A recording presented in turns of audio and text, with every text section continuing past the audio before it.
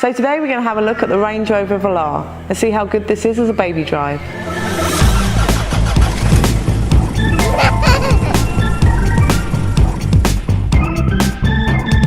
The Velar is a really nice car to be in, to drive. However, the actual drive itself, there's this weird lag with the Velar when you're first accelerating, which is really frustrating and you don't expect from a car like this.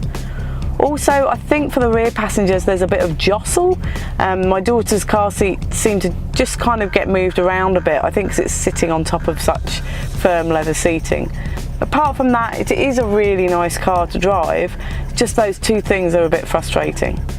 In the front of the Velar, the cup holders are in the central console here. Now there's a square shaped one, which I found is the only space in the Velar that a large refillable water bottle will fit. There's a round one here and another one under this flap here. Now they're a good size for disposable coffee cups and refillable coffee cups and 600ml bottles, but they do have these large air-filled cushions in there for gripping the cups, which are actually a little bit much sometimes. There's no space in the ceiling for a glasses case, but there is this area underneath the screen here, which I found was the only real space for my phone or my sunglasses. There is a good size central console box with two separate armrests as the lid. In there you've got two USB ports, an HDMI port and a SIM card and a 12-volt socket. It's nicely lined as well, so nothing rattles around or gets damaged in there. The glove box is a really good size as well. I could get an iPad in there and my wallet in there too. Now the door bins in the Velar, none of them are big enough to hold a large refillable water bottle. They're all only big enough for 600ml. There are wells in all of the door handles, which are also really good storage spaces. In the back of the Velar, there are two cup holders in this fold down in the seat back. They are a good size for a reusable or disposable coffee cup.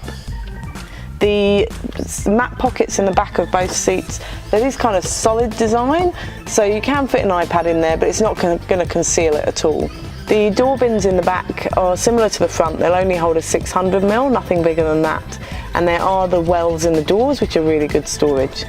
In the back of the Velar, there's Isofix in both of the outer seats. Now they're within plastic guides, so it made them really nice and easy to connect to.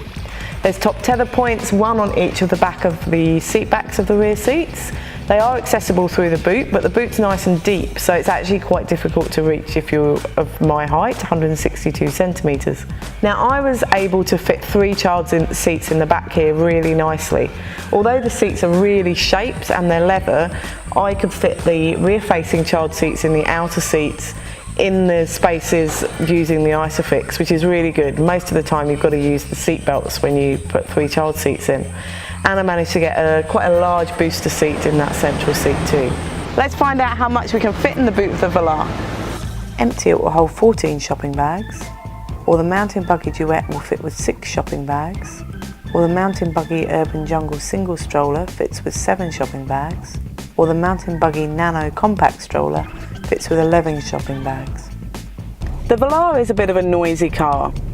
The lane departure warning is actually like a vibration, and it doesn't just vibrate the steering wheel though, it seems to vibrate the whole car, so that's a bit of a downside. Also the indicators are really loud. I found they're really disturbing for my daughter when trying to get her to sleep in the car.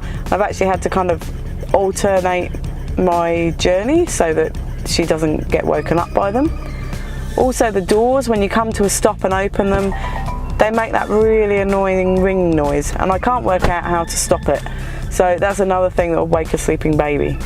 The Velar has a lot of screens. There's the normal media system screen, and then there's this control panel screen, which is a touch screen for all the seats and the climate and things like that. And there's also your digital display in front of the steering wheel as well.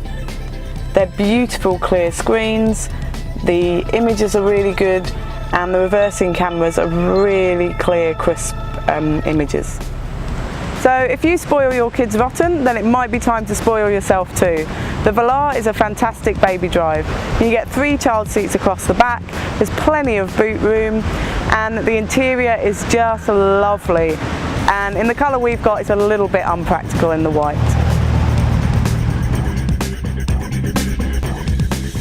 Read the full reviews at BabyDrive.com.au.